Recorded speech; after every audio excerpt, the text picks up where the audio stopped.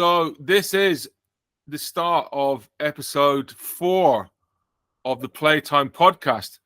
And I normally do this bit on my own. But I thought it'd be fun if you came on board and we did it together. Why don't we? I need to just pin our faces so that they're the same size. Although, for some reason, my face is much bigger than yours when I do that. I can do that. It's because you're vertical and I can go horizontal. Oh, yeah. Wow. That was very good. Obviously, you weren't there on Thursday for the Playtime gig. I watched it, though. It was really good. You watched the gig, the whole gig, or just at the time or later? No, later. When I got back from the musical, in my hotel room. What did you think? I thought it was great. Yeah, Sam did great because my son was standing in for Matt doing the technical stuff. Awesome. And I didn't even notice. I thought it was Matt. Oh. Sorry, Matt. No, it's a tribute to Matt's very thorough instructions. I tell you what, Matt, regular Playtime podcast viewers have met Matt and they know he's a very humble, unassuming, lovely person. But I tell you what, he set up the rig for the live stream in this flight case, and all the different is the mixer and the switcher for the video cameras and everything, and a laptop and this little thing with buttons on it, and it's all linked together with software so that you press one button, it plays the video at the start. You press another button, it starts the live show with all the cameras in the right place. You press another button, it does the interview in the middle. It's an amazing, highly skilled piece of hardware, software kind of integration to make this one thing that you can put in your car, place on a table, switch it on, and easy for someone else to use. And I tell you what, that's the Matt. That is a seriously impressive piece of work. So I want to shout out to the Matt. Matt, you're a very, very smart guy, and nobody would know from looking at you. That's so bad. That was a joke, people. At the start of the podcast, we normally talk about what's coming up in the podcast, and we see if we've got any letters or any messages coming in, because I've been asking the listeners and the viewers to send in stuff. All right, so I'm going to read. Before we do that, I had this idea I wanted to run past you before we go to the letters and messages. Because I know that you're apparently, I found out really recently that you're not Scottish. I think you're from, is it Brazil? Brazil. Yes, it is. Yeah, and so I'm sure you take pleasure in the variety of British accents. Yes, very much so. As we, the British, take pleasure in the wonderful way that you speak English, because you have this unique way of speaking English. And in fact, many people who know me know this, but my favorite story of all time is, if you could pick one story told by a specific person, my favorite story of all time is you telling the John Burgess Gulf from Ipanema story. Which is my favorite story told by my favorite storyteller. And it's something to do with the way that it's a great story, but the way you tell it and the way that English flows out of your mouth, it has a sort of natural poetry to it. Anyway, I've got to stop kissing your ass. It's like, what am I doing? Stop this, please, right now. But I had this idea that if you were going to say the word outhouse in a Scottish accent, how would you say that? How would I say it? No, how would a Scottish person in Scots say outhouse? Outhouse. Outhouse, right? And if you were in, and it's called the Outhouse. So if you treated the as in Yorkshire, how would you say the with the Yorkshire accent and then Outhouse with a Scottish accent? I'm not sure how the Yorkshire people treat the. They contract it to a t apostrophe. Oh, so it would be the TootHoose. The TootHoose, no, not the TootHoose. It'd be It would TootHoose. just be TootHoose. TootHoose. TootHoose. And I'm just thinking that's quite a good name for our venue, TootHoose. But you're mixing Yorkshire and with Scotland. What the hell? That's the way I roll. I thought you said you wanted to keep this podcast kosher, family friendly. I have a lot of Yorkshire in me, by the way. Do you now? My sister just got her DNA test done. Mm-hmm. And on my mother's side, it's like 80% Yorkshire. Oh, in wow. fact, specific areas of Yorkshire. Whereas my dad's got like Italian, Jewish, French, Scandinavian, a load of stuff in there. Not that much of it, but in there. And overall, 3% Scottish. Excellent. And that 3%. 3%. And the thing is, my wife, I can talk openly about secrets from my wife on the podcast because she's never going to listen to it. Right. Because she finds my voice annoying. I know how that feels. So I can speak freely here without fear of, and if anyone is listening, don't tell her this. This is between us. But my wife doesn't know I'm not Scottish. She thinks I'm Scottish. I know. I mean, this is the very first thing that people suspect when they listen to you. But then you come and say, "Of course I'm Scottish. I grew up in Scotland." Blah blah blah blah. It's like, no, you're not Scottish. You were not born in Scotland. You have an English accent. I do not have an English accent. I'm sorry, you do. Well, I do, but anyway, I'm because of my sister's DNA test and presuming I have the same parents as my sister, which is what everybody thinks. I'm going to have to tell my wife that I'm only 3% Scottish and my children. Yeah, well, probably it'll be a shock to her, but I think she'll survive. Right, so it's time to go into the letters, messages. First one, love the interview with Helena Kay. What a lovely person. The live stream was also great. Ewan Hastie was fantastic on the bass. You shouldn't wear that orange hat. I don't know if there is something wrong with your camera, but your skin looks weird and it makes you look like a fat gnome. That's from my mum. Thanks, Mum. We've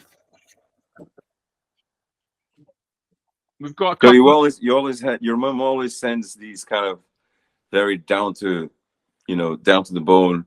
Don't do this. Don't do that. Don't do that.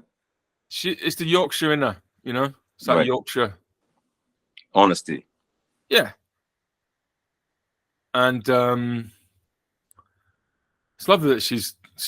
I just found out. Speaking of Yorkshire, I just found out something really interesting. I'm not one to drink too much British tea. I drink mate most of the time. But the other day, mate, do you mean my tea in a Scottish accent? No, yerba mate is something that you don't understand because it's not your language.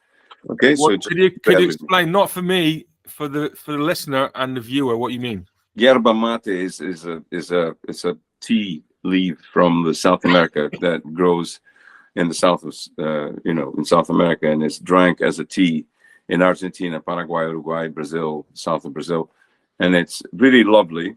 I mean, it's kind of a bitter tea. It's a bitter taste tea, but it's got like a sustained caffeine hit where it actually is a slow rising and sustained.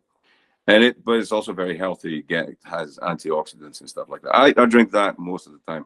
But the other day, inadvertently, I just went to one of the schools I teach, and there was this package of Yorkshire tea. Tea, specifically Yorkshire tea. Yes. And I just like say, okay, that's all there is. I'll have it. And you know what? It's a lovely, flavorsome tea.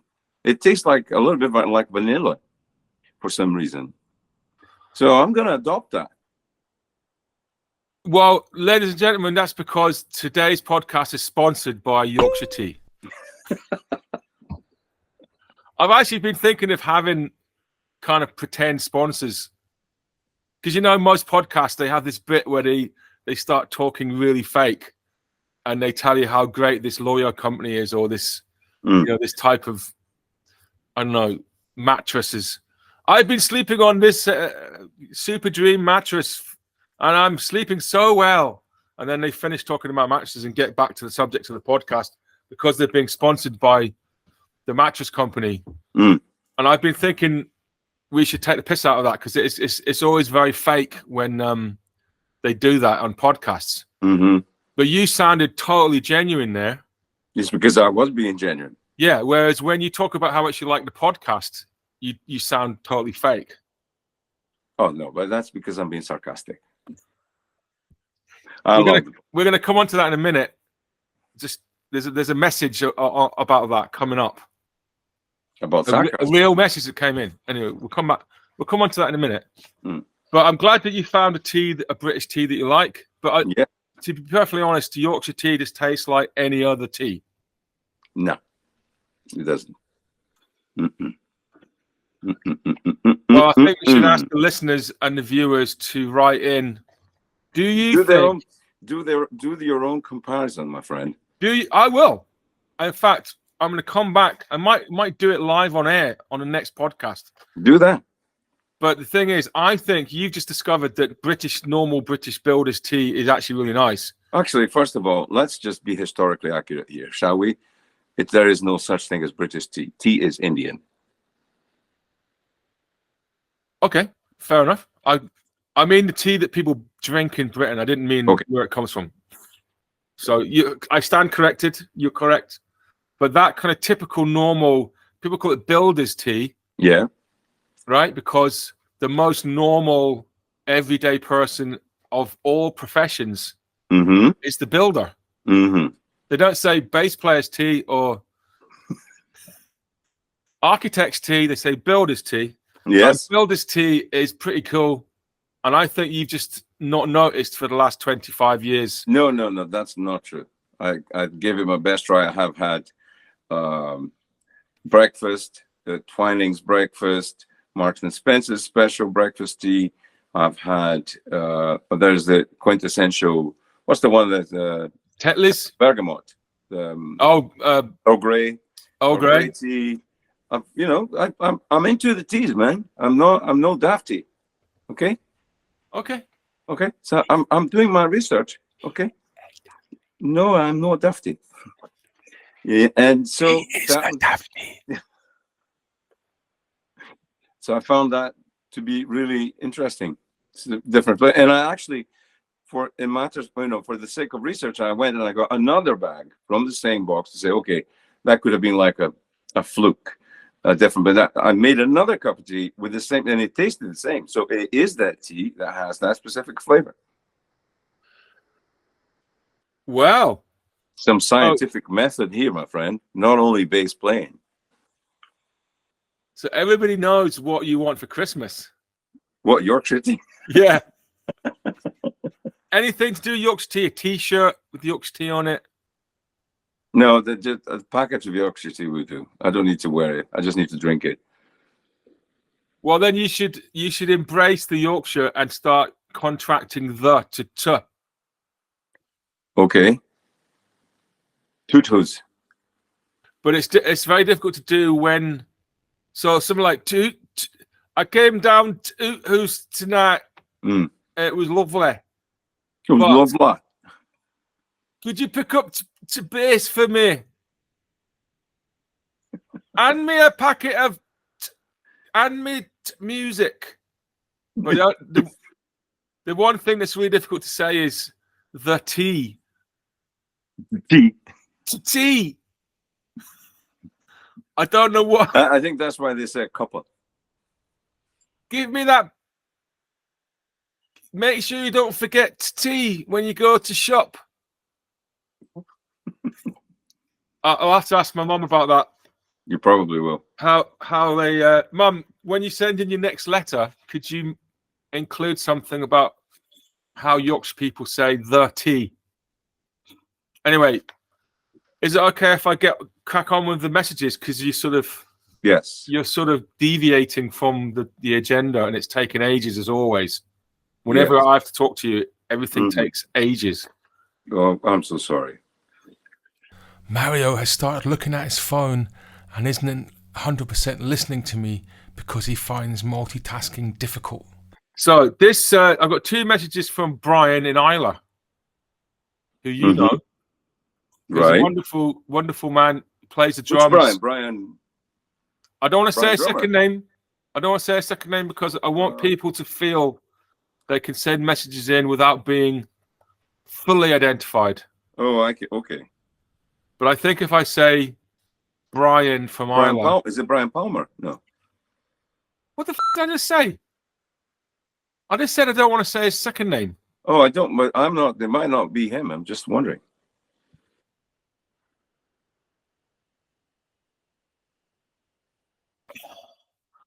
Sometimes it is him. You No. said his name now, so you've outed him as a podcast listener. No. But I just said I don't want to say his second name. Well, I didn't realize that was that important. Anonymity. I didn't think anonymity was that important. But I just said it. Okay, Tom, chill. Okay, it's not a big deal. It's not we know Brian. Brian knows us. We did a teaser trailer for the big news, and you blurted out the big news in the pre-big news announcement. Well, that's that. You don't need to do it with me. You know, with me, you get more than you ask for. Like, for example, now. Sorry, it's just the way it goes. You want to control your environment. You should not be in this profession. If only this was a profession. Right. Well, Brian, I apologize for.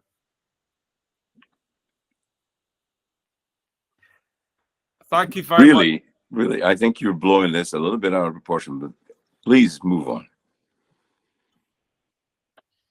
So Brian sent 2 messages in. The first one says, T. The thing about Brian is that I'm not sure how old he is, but we're a similar vintage. We both play the drums and we both cycle. And I think we're just interested in similar stuff. So it's kind of like I've got a brother on Islay, and it's cool. He's cool. But he said, T, you probably no idea just how good your podcasts are. Honestly, excellent. Which is a lovely thing to send in. So thank you for that, Brian. And Brian is not one to use words lightly. Unlike yourself. Unlike myself, I use words very lightly. Brian doesn't. No. And then he sent one in. He sent messages before. I just haven't read them out. You know, but he was watching on Thursday. He said, if you don't mind me saying, for the live stream, you could perhaps do with improved stage lighting. If you have control over such matters. On a MacBook computer screen, you and Graeme are very much in shadow, particularly Graeme. It's certainly atmospheric, but just a tad on the dark side. Just saying. But the thing is, well, that said, the sound is excellent. So thank you, Brian, for sending that in. That's exactly the kind of message we want people to send in, isn't it? Because we need to know what it's like for you people out there. There's quite a lot in this message, because just a tad on the dark side is Graeme Stephen, isn't it? That is, but actually summing him up. Actually, no. Graeme's Graeme's one of the funniest people I know. I wouldn't know that. Yes, you would. Yeah, no, he is. He's very, very funny. He's one of the funniest people I know, and actually not very dark at all. I know. It was just a joke. I don't think that he is dark. Be careful with your jokes, Tom. Yeah, because misconstruction or mischaracterization of people can get you in hot water. Yeah, I could get sued. Well, last week I said when I was talking to Helena, I said Matt Carmichael is a really nasty person. Jesus Christ. But that was so obviously a joke because everybody knows he's one of the nicest people that's ever been born. And a little bit later on in the same podcast, I said, no, he's a lovely person. I didn't just say it and leave it hanging. But I think Graeme might quite like being slightly in the dark, though, on the stage. Yeah, I think it's kind of it's a situation that can be possibly addressed, but I do hear what Brian's saying. He's a little bit kind of in the dark there. Yeah, we are addressing it. It's being addressed. So, right, here's another one. These are all real messages coming in. So I don't doubt it for a second, and I promise I won't say any second names forever and ever. And ever. It's not saying the second name. The thing that irks me, if I can use the word irk, is that I just said I don't want to say a second name, and then you went and said, "Is it Brian Palmer?" That's the thing that I couldn't get over. Anyway, let's let it go. Let it go. Let it go, Mario. To you, let it go. Move on, Mario. I moved on. Here's a message from Walter. Is it Walter Matthau? Loving the podcast. My favorite moment is about 11 minutes into episode 2 when it is discovered Mario didn't listen to the whole of episode 1. Highlights of the dialogue that follows are Mario calling the podcast a chapter of the, quote, Tom opera, unquote, and then saying, quote, I think it's fun. It's fun, unquote, but sort of in a really angry and disgruntled way. Please engineer more moments like this. Thanks for the great content. That's a real message. Okay, Walter. From Walter. No need for engineering anymore because you just had your filling now. And I mean, what a brilliant message. He's just nailed the really angry saying, I think it's fun. It's fun in a really angry and disgruntled way.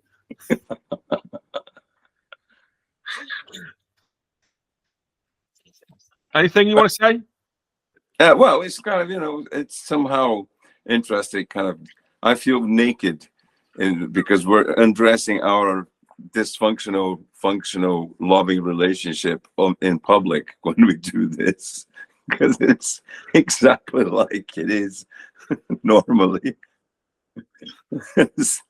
You trying to kind of bash me over the head, and I'm trying to bash you back. It's kind of it's fun. I think it's fun, and I'm not in a disgruntled way. I think it's fun, and you do look weird on your orange hat, I have to say. Do you think that I look like a fat gnome? No, I wouldn't go as far as that. I do think that I don't understand why you're wearing a hat inside. Number one, it's cold inside your house. A little bit. Put your hitting on, my friend. Oh, look at that. That's much better. Look at that. Full head of hair. Oh, even better. Yeah? Even better. Your jazz brand. I've just put on a trilby. If you're listening to the podcast in audio, which we know is the superior way to do it because audio-only listeners are making up the visuals inside their head using their imagination. But I've just put on a grey trilby. Looking very jazzy. It's quite jazzy. Have you got like a fishing? Yeah, it has a little feather on it, like a pheasant feather on it. Pheasant, yeah. Some people think it's too small for my head. My head's too big for. I don't think so. We'll see what my mum thinks. She'll probably write in about it. I've taken the hat off, Mum. The orange one. Right, here we go. One more message to get through, and then we're going to. I should have said this at the beginning. Today's episode is quite a long but wonderful interview with the amazing Seonaid Aitken, who's a fascinating musician, and incredibly diverse range of talents and skills that she has, including being an absolutely incredible composer and arranger. So that's coming up after this extended, massively delayed introduction, because I took the foolish step of inviting Mario to join me on it. It's taken twice as long as normal. I'm so sorry. I'm happy to be uninvited. No, there's a sort of kind of, there's a beauty in it as well, you know. Okay. Right, here's a doozy of a message. Check this out. This is from Caroline. This came in yesterday. About the gig. Last night's gig was so good. Watching Ewan Hastie play the bass is like watching someone performing some sort of magic. Brings out my sense of wonder. He looked like he was really enjoying himself. Each and every one of you had solos that blew my mind. Hastie is fascinating to watch. I love the way she calls him Hastie there. Yeah. Calling him a surname. Graham's had an amazing solo. She's pluralized Graeme. That probably means something. Graham's had an amazing solo. There were 2 drum solos that were really great, and I didn't write this. I just want to tell you that. I'm not confessing to writing any of the other messages, or that may have happened at some point. Just at the beginning of the podcast when nobody was writing in. But this is a real message. Graham's had an amazing solo. There were 2 drum solos that were really great. There was a particular solo Martin did towards the end that I loved. You could feel it blew everyone's minds. I wish I hadn't been late. Caroline, buck up on your timekeeping. It was noted. Was she late? I didn't notice. All right. I think she probably was. Yeah. We could also look on we might be able to see on the footage when Also, she sits down. What, like solos of the latter part of the gig tend to be a little bit more settled in. Once the beginning of the gig can sometimes be a bit edgy. So she might have got the best of it. Also, discussion at the bar about Ewan's bass being strung the other way around. I thought at first when I noticed that maybe I just hadn't been paying attention. Even Ivan and Blair weren't convinced. Ivan was the Playtime Audience Member of the Year 2020 because he came to every online live stream and made hilarious comments throughout. And Blair and Ivan, and I can't remember the name of their friend they come virtually every time. And I was really sorry, the person whose name I've forgotten. And I think Blair came first. It was Blair that came first, and then he brought Ivan and a few other people. And they're fantastic supporters of Playtime. Even Ivan and Blair weren't convinced about the bass being strung the other way around. I was sure Mario stands on the other side of his bass. Yes, I do. That's because Ewan's a lefty. Yeah, Ewan's left-handed, but he is just wonderful, isn't he? And you taught him since the age of 12. That is right, and he is amazing. It is amazing to watch. Even though you're conflicted about the fact that he's such a good bass player. I'm not conflicted at all. What are you talking about? Because you want to be the best player in the world, best bass player in the world. I gave up that ambition quite a long time ago. Did you? I don't think there is the best. We're the best for what we are. It's a journey. Yeah. You're always trying to be the best, but not on the world. It's trying to be best than yourself. That's the competition. Beautiful. I love that. Thank you for that inspiring words. So Ewan, or let's call him Hastie, Hastie is a lefty. That's a tune title in there. Or it could be Hastie plays bass on left. What you don't know is that he has just got a bespoke. Whoa! I know that because it arrived the day of the gig, and he told me about it. and then it sounds amazing. He didn't bring it to the gig because Yeah, because he was freaking out about insurance and stuff. I think he just knew it wasn't a top level gig. No, He was playing with elderly kind of second grade. I would have done exactly the same thing. Yeah, I understand. there are some gigs that are worth risking the top bass on, but that wasn't one of them. Well, that is also true. That is also true. But what's true is that he's that instrument, the new instrument, is just like fantastic. So I'm just getting. There's a bit more. Also, sorry, one more thing. I did tell him not to do it. If I said not to bring the new instrument to a gig because it's kind of going to be, it's going to make him play different. It feels different. So he needs to kind of bed it in a little bit. Not only the bass, he needs to bed the bass a little bit in it, but he also needs to get used to the bass. It's kind of it would make him play differently. Is that different from bedding the bass in? Because it goes both ways. It's him to the bass and the bass to him. The bass as an instrument will sound different, over time as well. No, it's not different. I don't know, Tom. It's fine. Whatever. It's time for that little. So saying, I've got these new shoes. I need to wear them in, and also I need the shoes to wear me in. Yeah, the bass will respond to the way Ewan plays. Yes.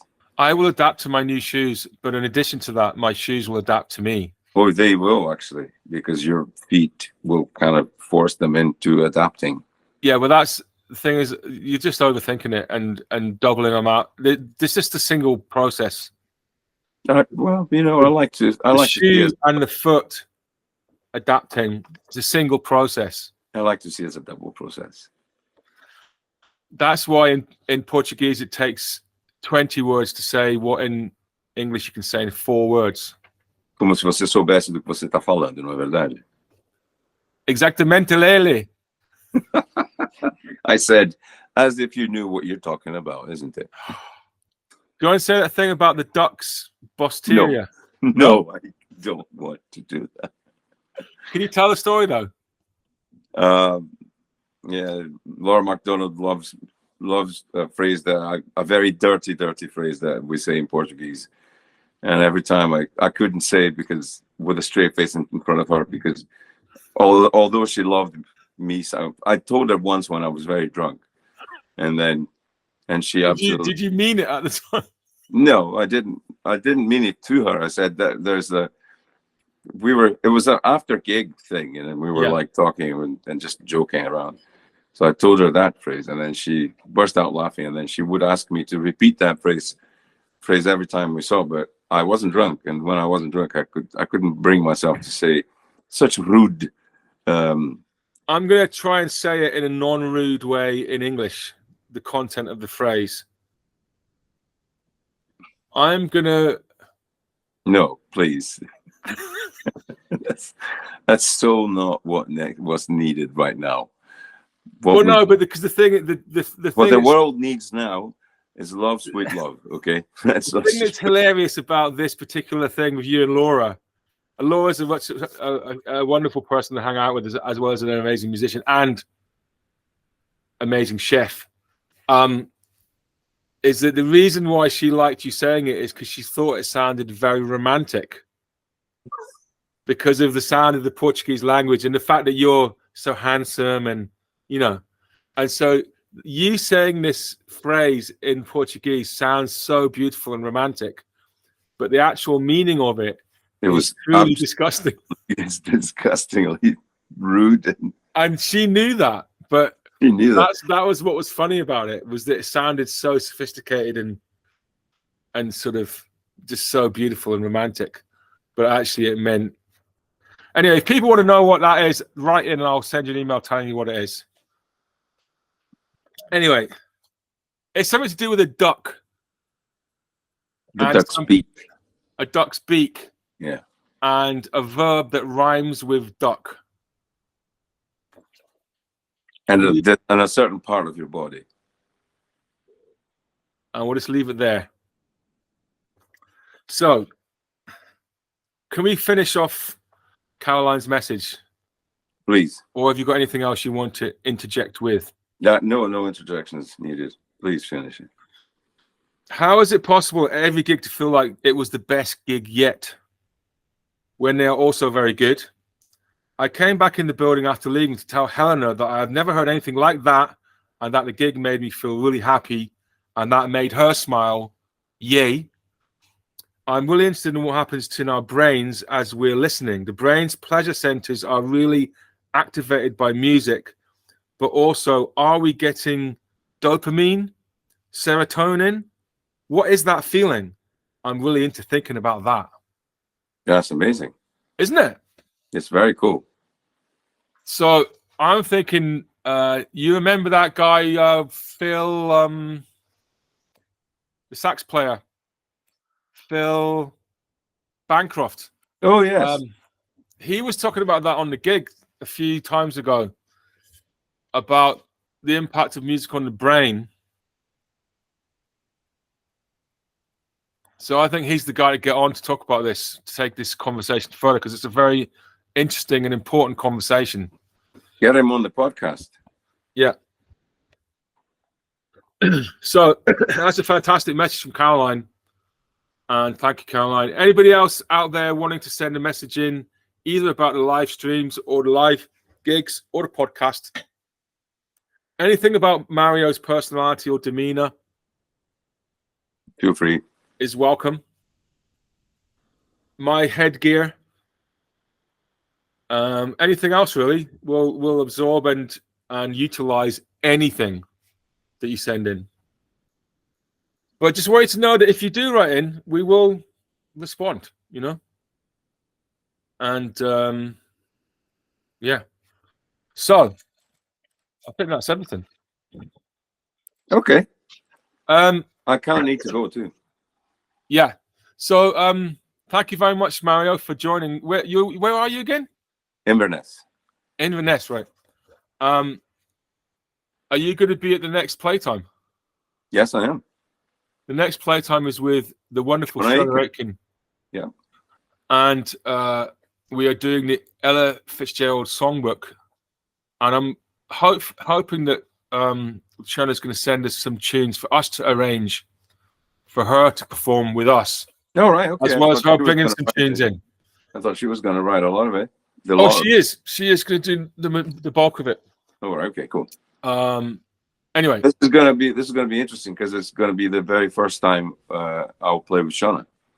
Is it? Yeah, never played. Oh no, sorry, I lied. We did play Grit together, but playing that's true. Grit is not like playing in a combo, in a jazz combo. You never played with Ron Davis? No, I don't think so. Well, we're going to talk about Ron Davis in the interview that's coming up. He's a tremendous character in the jazz world. I don't want to give anything away. I think you already kind of started. You just made a teaser. Yeah, and that's kind of partly what you're meant to do, Mario, to keep people listening. And yes. That's why you keeping on giving away the content of the teaser is frustrating for us media semi-professionals.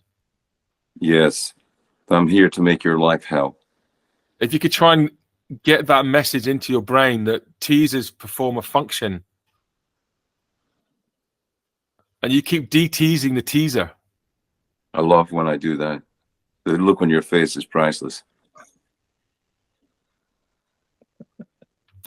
All right, man. All right. Here we go. We're gonna meet the wonderful Seonaid Aitken and say goodbye to the wonderful Mario Karube. Bye. Lovely talking to you.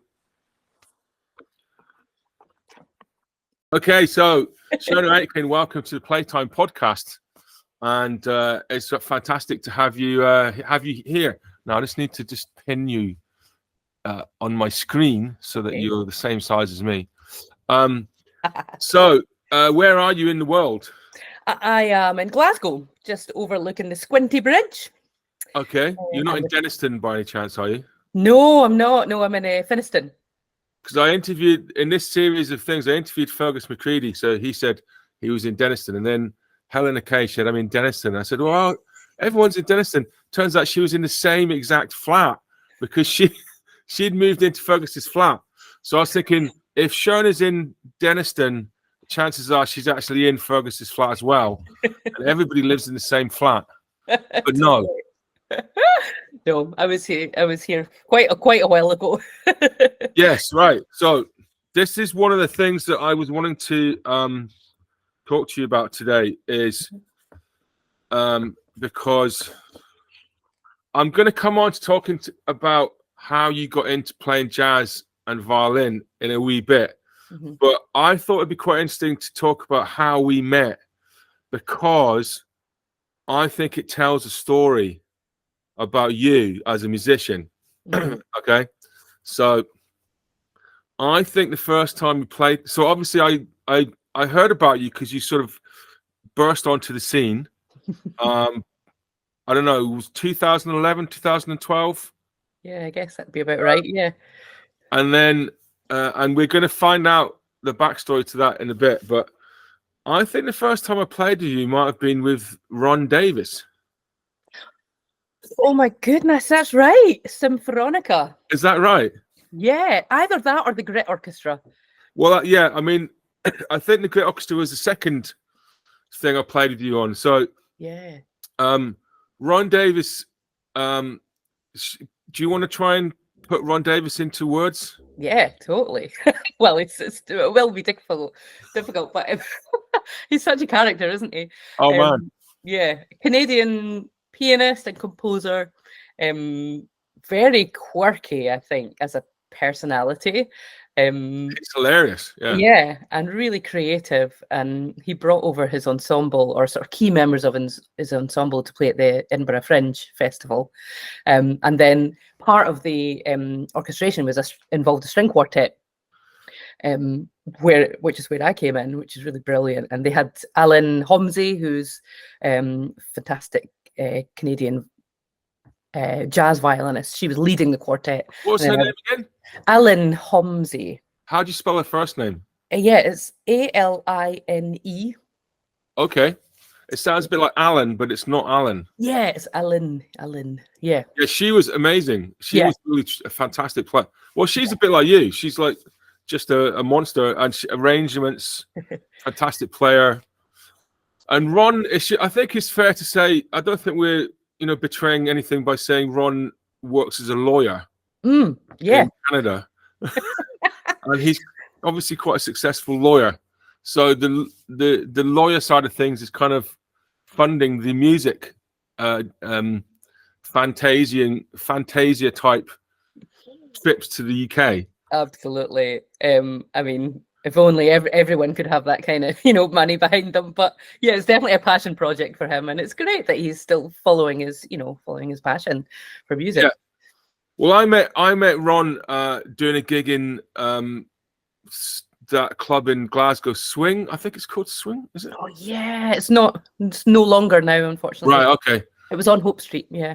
And Alan Koska got me to deck for him, and he was with these two Canadians, and I was expecting to get roasted because I lived in Canada and I knew the scene was really sort of strong scene. And I went there, and it was Callum Gawley on bass and Ron and the wonderful Kevin Barrett on guitar. Yeah. It wasn't kind of what I expected at all, and I couldn't work out what was going on. They knew some of the people I'd studied with in Montreal and that, and then Ron explained he was a sort of lawyer by day, and I kind of went, oh, okay, that kind of starts to make sense. And then we were just playing jazz standards on that gig, but I knew that they were touring with this string quartet. I was thinking, okay. And then the next gig I did, I was also depping for Alan, and you were there, and I was going, what's this going to be like? I have no idea what this is going to be like. And then the arrangements were absolutely brilliant. They were really cool, difficult to play, really interesting, creative. All the players were really cool, and every tune had Ron in the title. That's right. Of course, because Symphonica includes Ron. Yeah, and in the capital Ron was pretty much in every. So, and then I don't know if we should talk about the epic introduction he gave you in North Berwick. which is Oh, one of yeah. the funniest things that I've ever seen in my entire life. Oh my goodness, he got it totally wrong, didn't he? He called me Seonaid Alistair, I think. That's right, yeah. And which is funny because Alistair's my brother's name. But the bit about it was made even better was that because I think the fact is your name because it's spelt in the Gaelic. So you know, you can have this sort of momentary. Oh wait, how do I say that? Yeah. And because it could be Sinead, it could be Shona, but he did this brilliant thing because he, as far as I remember it went something like this. Anybody that's anyone in British jazz, no, not just British jazz, European jazz, knows the name. And then there's this pause, and you can see him going, holy shit, what's her name? How do you pronounce it? Sinead Alistair. And you and me both absolutely died laughing. It was so beautiful. And then I think his keyboard collapsed. In the middle of the solo. Anyway, Ron, if you ever watch this, huge amount of love and joy to you. What a fantastic character. Yeah. So anyway, to carry the story on, because I think this tells stories. So that was playing these kind of interesting contemporary jazz charts, and obviously you were all over it. Basically. And then we met at the Grit Orchestra. So tell us about that a little bit. How did you do all of them, or did you come in at some point? No, I came in at this sort of the second iteration of it. The first performance I actually went to see at the concert hall, and I was blown away. It was a really emotional night. It was so powerful seeing that humongous orchestra, on stage, interpreting Martin Bennett's music. But of course I was like, I really would love to be in that. Were you on your phone to your people going, get me in this? No, I just quietly went, I'd really like to do that to myself, and then went to bed. But and then I think Greg maybe got wind of what I could do, because I grew up playing trad tunes, and obviously classically trained. So so it was really great to be invited along to this sort of second concert playing the Bothy Culture. That's right. Was album. That the one in the Hydro? With Danny McCaskill on bike. But you, as far as I remember, you're in the classical bit of that. Yeah, it's pretty heavy duty classical squad. Yeah. And you just like, well, I can do that. So then I was going, who is this person? So she's playing in this really great sort of Django, Stefan Grappelli, Rose Room, doing this thing over here, and being really successful. And then you're in Symphonica playing all this contemporary stuff. And then you're in Grit in the classical section. And I'm going, that's what, 8? What, 8? So, and then you, then to top all that, you released Chasing Sakura last year, which as a composer, arranger, which is this incredibly beautiful piece of work, which is kind of sort of on a sort of classical jazz. The closest thing I can think of is Dave Douglas's Charms of the Night Sky. I don't know if you know that album. No, I don't.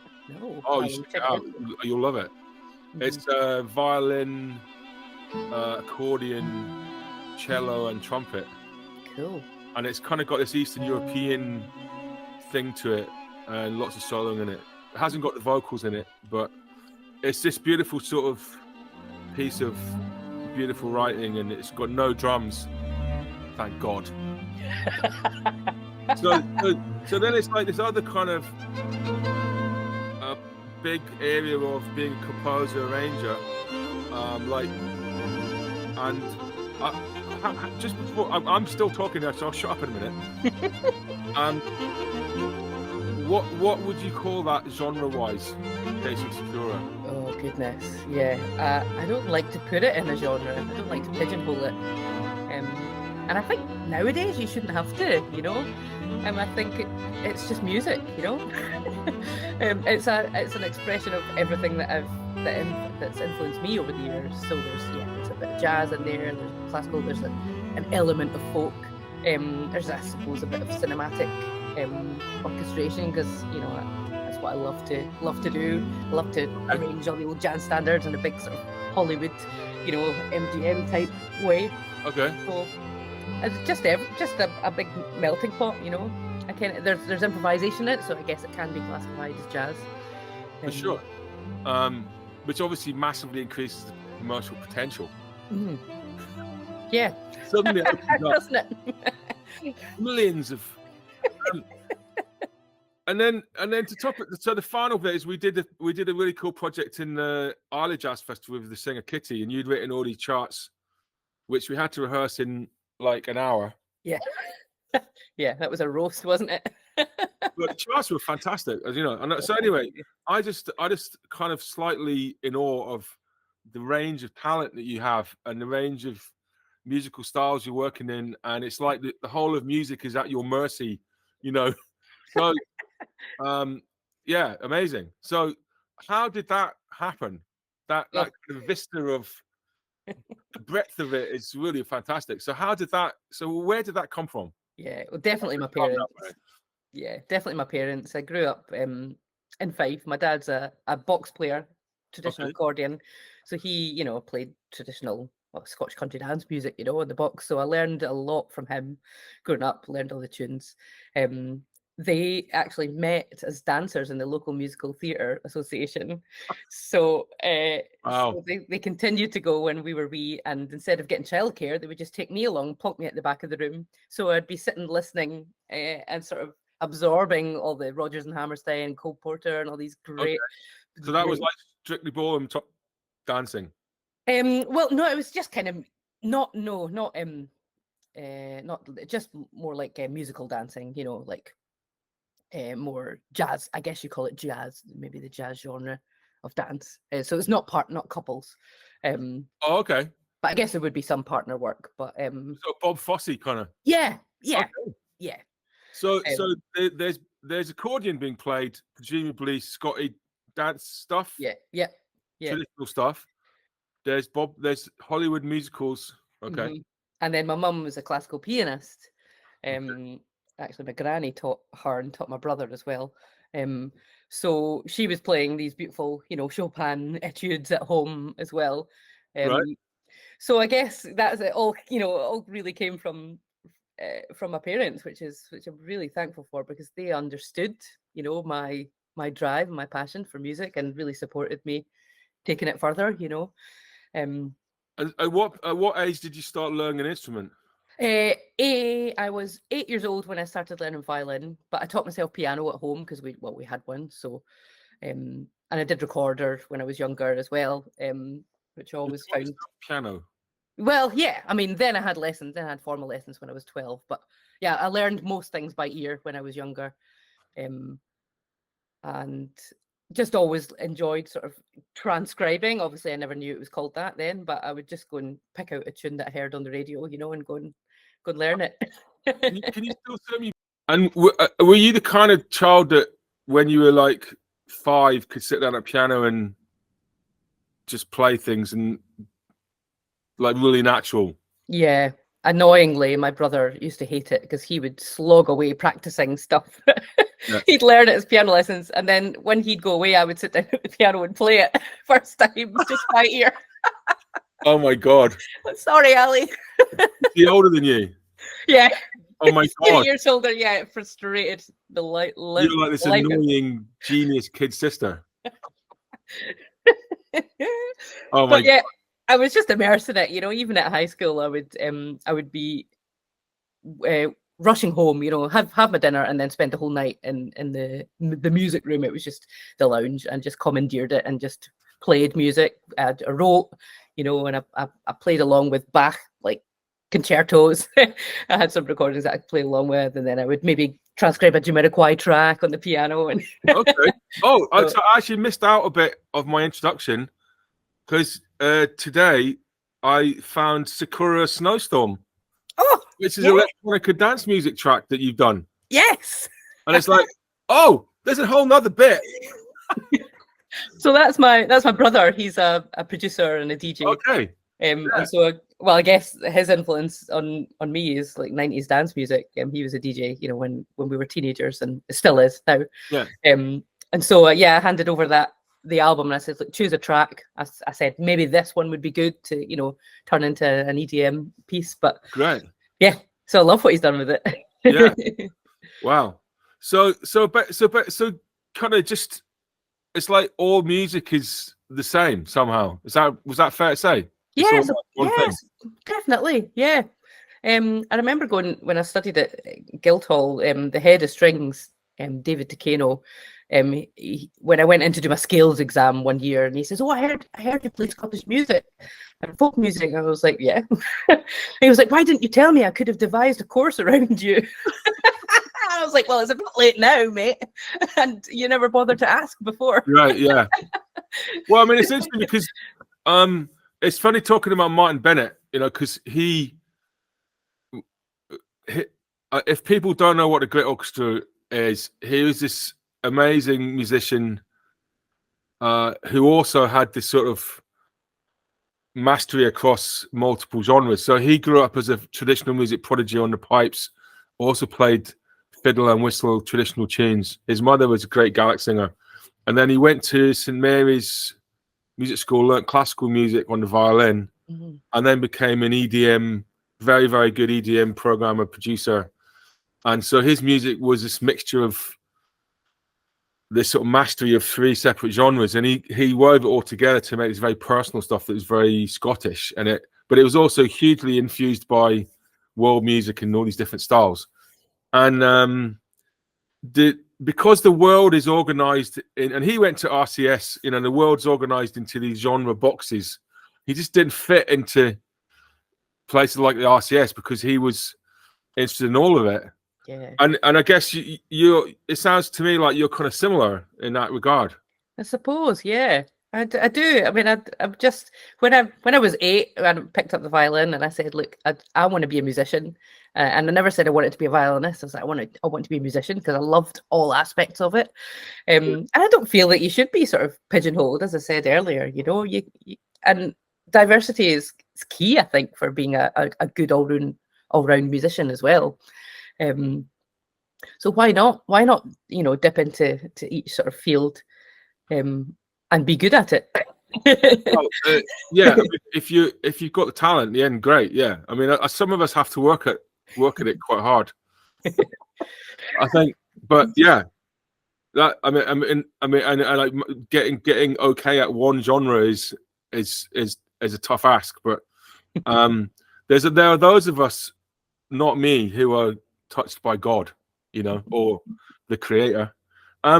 So how did the jazz thing specifically improvisate? Because that one of the things I'm really interested about is I've always had these arguments with Greg Lawson about because he goes, I'm you know I can't do his accent. I'm not a classical musician. I can't do his accent. He's a Geordie, but I'm not a classical musician. I'm just a sort of pan musical love puppy sort of thing. And I'm going, no. Play Cherokee. Play a solo over the Cherokee. Then you know you're not a jazz musician because you're I mean, he's an amazing player, an amazing musician, and he knows lots of different stuff. But there are certain skill sets you get from the tradition you grow up in, and so generally, classically trained musicians haven't got a lot of experience of improvisation, and also. This is a bit of a generalization. Quite a lot of classically trained musicians are sort of find improvisation emotionally really challenging because they're sort of leaving the score being defining what they're playing.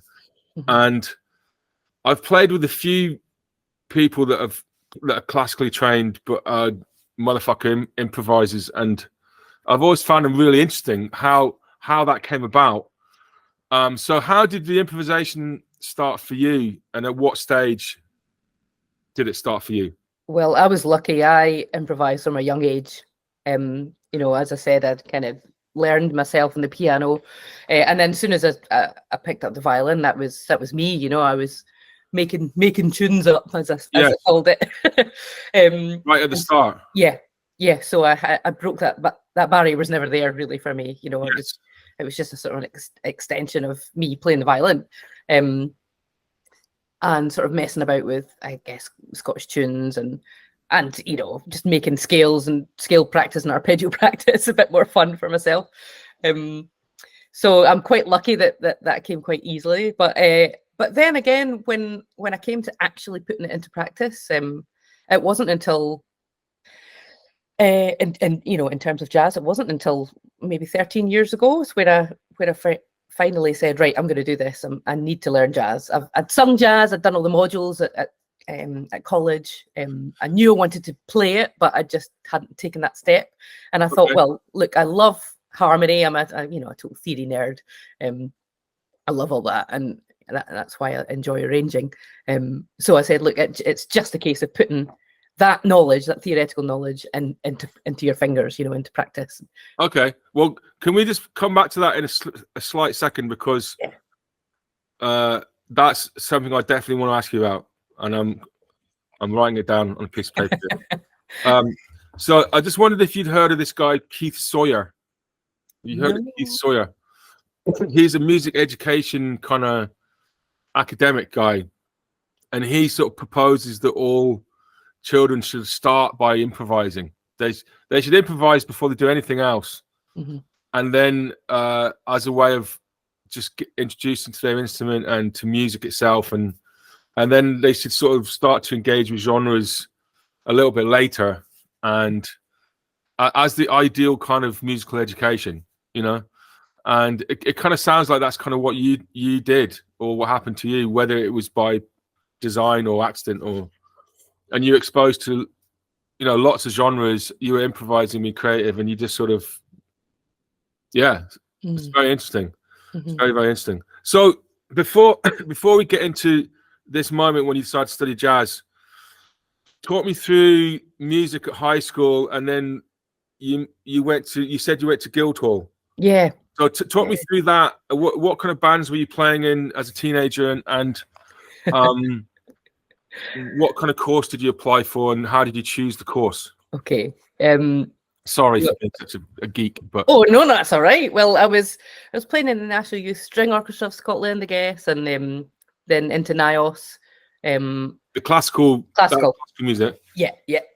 When I was at high school, I used to go along to all the FIJO concerts, Fife Youth Jazz Orchestra concerts, and longed to be on the stage. But again, I was just too shy to ask if I could be in the band, because there were no violins. So I thought, well, maybe that's not a place for violins. So I never asked. But I'd longed to be in a jazz band. So I actually had a little jazz trio at high school, but I was on piano. Okay. So that was fun, and singing some BVs. And then also at high school, with a few different people from different schools, I was in a Britpop band. Yeah. And again, playing keys and singing backing vocals, playing like Oasis. Do you have any video of that? Oh my God, I don't think so. Oh, come on. You must have something. I actually personally don't, but there might be something floating about. But yeah, that would be interesting to get a hold of. Aye. But Supergrass and all that, you know, I'll use Supergrass. So I guess, you know, I had a bit of sort of band training in that regard. But yeah, the path was always to go and do classical training. So I went to the juniors at the RSAMD in Glasgow, now the RCS, and then went on to Guildhall. I just wanted to go a bit further afield, stretch my wings a bit, and so you went to Guildhall to study classical violin. Yeah. Okay. And piano was always second study. Yeah. And I did. I had vocal lessons on the side from an opera student there, just to help with technique. And you know, it was like I was a full-on soprano at that point. Not anymore. I'm definitely so opera kind of stuff. Yeah. Wow. Yeah. So very classical. Yeah. And I did a couple of years of that at high school as well, with a singing teacher. So yeah, whenever it came round to getting, you know, a chance to do jazz, I would sing, because I guess it just felt quite comfortable for me. I wasn't all that good at the piano playing jazz. It was difficult. That's amazing. So then there was a point where you went, okay, I want to go for this jazz thing. Mhm. So how old were you at that point? Oh God, just after over 30, like 32 Okay, maybe. wow. Yeah, so quite late. And how did you go? And did you get lessons, or did you just do it yourself? And how did you approach that? Yeah, I just did it myself. But what I did was, because we were going, me and my best pals, we were sort of hopping around some trad music sessions, and we'd started hearing this guy called John Jorgensen, who's a guitarist. He'd come to play at the Partick Hill Bowling Club, but he was a phenomenal guitarist that played with Elton John, and he had a violinist with him that had definitely had classical training, but also improvised like an absolute beast. And I thought, this feels really accessible to me because I can see that he's got classical training, so I can maybe apply that, what I have, and then try and give it a go. So now and again at our trad sessions, when everyone would go out for a cigarette break, we'd bust into minor swing and have a go, just so it didn't, disrupt the session too much. And then we just happened upon one night the Hot Club of Glasgow session, which was in the Ivory Hotel on the south side of Glasgow. So we went along, and then I was hooked. It was just a whole bunch of guitarists. I was the only violinist there, and Alan Gow, who ran the session, had the Django fake book, Okay. which all the tunes of Django that Django ever recorded in the original keys, and then all the chords, and then he had a CD of backing tracks that you could go along and practice to. So he just said, there you go, there's all the resources. And I was just like, total kid in a candy store. It was brilliant. So I just... Were you listening to like a lot of Stephen Capelli at that time with that kind of stuff? A little bit. Not much. I hadn't really dived into it properly. But I'd always been in complete awe, of his playing, and always wanted to play like that. And I was kicking myself that I hadn't done it earlier. Yeah. Anyway, so I threw myself into it, and I just practiced and went along to the sessions. And then Big Tam came up to me from Rose Room and asked me in one of the sessions, do you want to be in a band? Okay. Just out of nowhere. I'd never met him before, and I was like, yeah, all right. And it turns out he didn't really have a band, he just had a duo. And then he went along to Jimmy Moon's shop, the guitar maker, and Jimmy plays double bass. He says, Jimmy, do you want to be in a band? Do we need a bass player? This is obviously going to be made into a film shortly. Yeah, God. So then Rose Room was born, and then the guys at the rehearsals were like, Seonaid, do you sing as well? It might be nice to have a wee song. I was like, yeah, sing. We'll sing a wee song. So we ended up playing and singing in Rose Room, and just sort of, learning my chops on the job. Wow. So, I mean, that's quite an unusual way into jazz in your 30s. Yeah, totally. And how does that feel? Is it sort of, has it felt like the jazz scene has welcomed? I mean, you seem to sort of have quite a meteoric rise fairly quickly into the jazz world. You sort of, how actually was it on the inside, on your side of it, to start breaking into the scene? And yeah, well, I guess we never even thought of it as being a scene. We were just Django heads. We just loved Django around here, and that was all we were. That was our wee world, gypsy jazz world. It's a bit of a kind of different world, isn't it? It's a slightly different sub culture. Yeah, definitely. And I'm firmly in there. I go to the Django Reinhardt Festival every summer in France and just geek out. Martin Taylor. Yes. Yeah, he's an amazing guy. I played with him a few times, and always just had a wonderful time hanging out with him.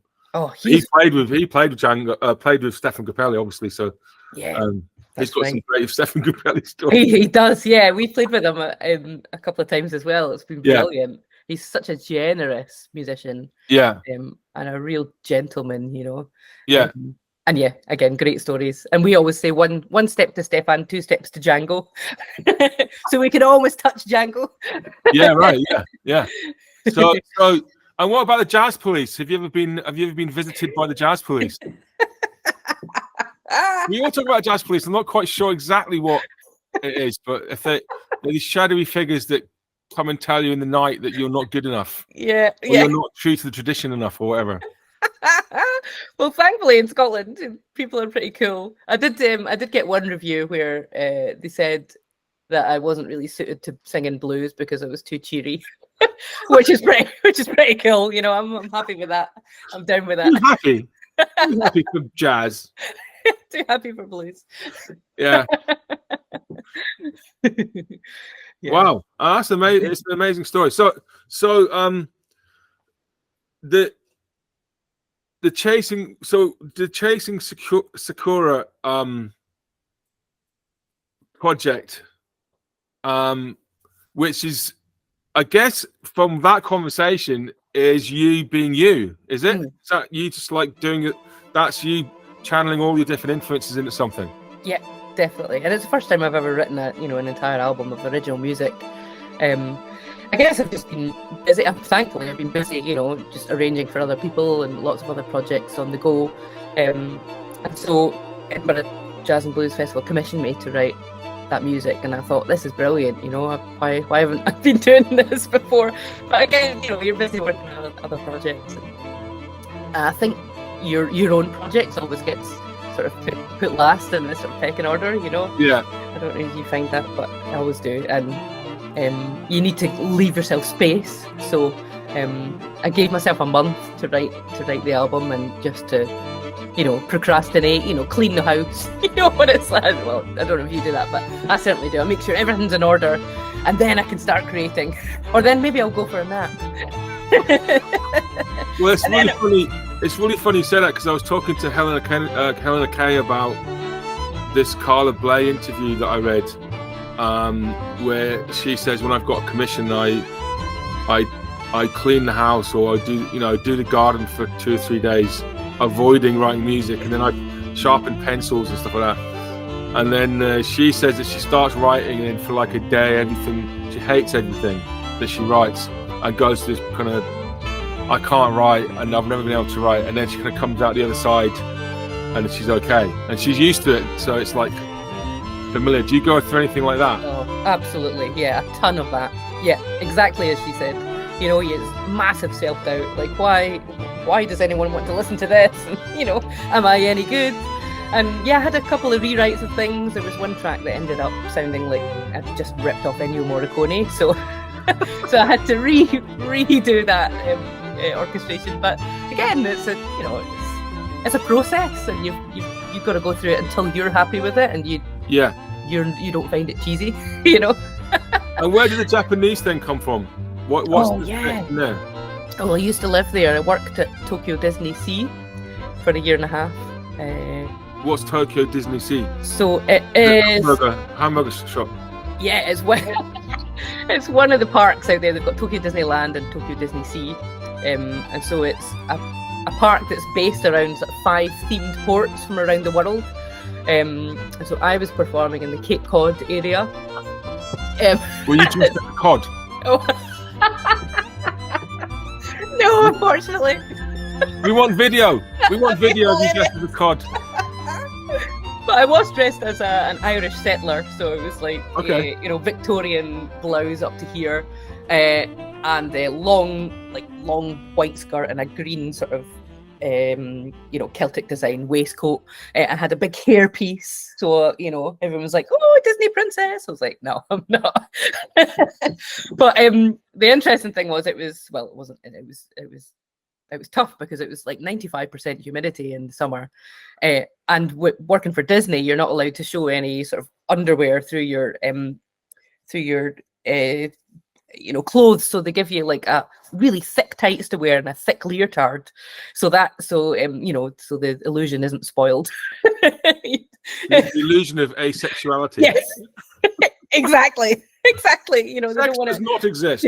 Yeah, they don't want to draw attention to anything other than the show. So you were roasting hot during the summer. It was unbelievable. But anyway, I was a singer mostly, first and foremost, out there, and then I played Irish. It was an Irish band during the day, so we played like 2 atmosphere shows, they called it. So we played in the restaurant or outside in the street, and then the big show at night we did 3 times, with full on Japanese dancers who were doing river dance, and it was music of river dance, so they'd commissioned or licensed some of that. I sang "Runaway" by the Corrs. That was Wow. one of the big tunes I sang. And then they had some written some Every original night? material. Yeah, 3 times a night. 3 times a night. Yeah, and That then sounds like a lot, like really heavy schedule. it is. It is. You know, it's a graft, but we got 2 days off a week, and so I just went touring around Japan and tried to see as much as I could about it. Of it, and then I went to Japanese lessons 3 times a week. Wow. And really threw myself into that sort of immersive style. And So is your Japanese quite good? it's all right, because I'm not there anymore. You know, you lose a lot of it, and you're not practicing it every day. But I can, when I go back and I hear the words and the sounds, I'm like, oh yeah, I remember how to say that. So I can ask for directions. I can order in a restaurant and you know, have general chit chat in the shop. And do you know what my name means in Japanese? No. Pomma Bancroft. Yeah, no, I don't. My best friend at uni was Japanese, and he told me it meant fat black pig. Well, it turns out I think he was just taking the piss. But yeah, you stick the piss. So every time I meet anyone that speaks Japanese, I ask them, and one Japanese lady went, I think fat is correct. And I went, no, I mean, anyway. Wow. Okay, it's great. So presumably you heard a lot of Japanese music. That was but just the culture. I think, you know, the people are so polite and respectful, and the cherry blossom season really just took me, you know, by surprise. The amount of sort of communing that people do, you know, underneath the blossoms, they just meet their friends and have a lovely time, you know, and sit and watch nature and appreciate it in this sort of short time span. So that was. I've never been. I'm just totally jealous. So. Oh, it's really stunning. Yeah, I'd urge you to go in sort of April, May, March, April. When we were at primary school, there was a misunderstanding, and Phil and I genuinely believed we were half Japanese because of a misunderstanding in a conversation about our origins. Really? And we told everybody at school we were half Japanese, and with total conviction because we believed it. And then turns out we're not. And in fact, my sister had a DNA done recently, and there's 0 Japanese in there, which was a little bit of a pang of. Oh, could have been descended from a taiko drummer. Well, I did spend a very happy 6 weeks in Taiwan working with this amazing drum group called 10 Drums that basically played sort of taiko drumming with Taiwanese. Mm-hmm. And I mean, obviously it's a completely different country to Japan, but what I discovered, and now this may not be true, because you know what it's like when you go into a new culture, you learn stuff, but the stuff you learn reveals how much you don't know rather than, you know. So my understanding after being there for 6 weeks was that Japanese culture evolved from a version of Chinese culture at a certain point. And so the Shinto religion was originally Chinese, and it's kind of in both cultures. And the drums that we used in the temples are the sort of taiko drumming drums, these really big drums you hit with these really big sticks. But in the temples, they only really hit either just one note, like boom, or quite simple rhythms. And that now, if anyone's watching this and this is bollocks, please tell me. But this is generally what I was told, was that the taiko drumming groups that you see was a thing that was invented by a jazz drummer in the 1950s. He started to put together a sort of performance theatrical thing with these drums and kind of, you know, sort of made it up on a certain level. And certainly the 10 drum guys that I work with, who is a bit similar to Disney because it was a theme park, the drumming theme park, and they did 2 shows a day. All of the music was composed by Mr. Shea, who was the boss of the thing. It was all brand new music. It was all kind of original. So I found that incredibly interesting. That we all think it's this ancient thing, Yeah. but it was invented by jazz. It was kind of created by all these different elements by a jazz musician, kind of going, okay, let's do this. Mm-hmm. Well, you're gonna make a buck somehow, eh? Oh yeah. And we all think, you know, we all have this great feeling of seeing something ancient, and everyone's happy, you know. Yeah, totally. So, I need to talk to you about the BBC. So, Oh yeah. what is happening with the show? Your radio, Oh, the show's been axed, unfortunately. It and it's finished gone. at the end of March. No future. No, 'Cause sadly. I was talking to this guy Rob Cope on the last episode, who does the jazz podcast, Mhm. and we were talking about how jazz media is getting cut everywhere, and you know. So, how was that experience? Are you able to talk about it? Is it too painful? Or Oh no, I can talk about it. Yeah, it's just such a shame. The main thing is that it's we've kind of lost the voice now for the amazing talent that we have in Scotland, and it was 2 hours dedicated to the incredible sort of creativity we have here. You know, there's so many, and especially now, like this year, there's amazing things happening on the scene, and there's so many bands like really coming to the fore, and you know, getting recognitions all over UK and Europe. You know, it's just such a shame to have lost that. Now they have to compete, you know, with all the London scene and the rest of England, you know, for maybe the chance of one track being played in 1 hour show on Jamie Cullum, you know. Yeah.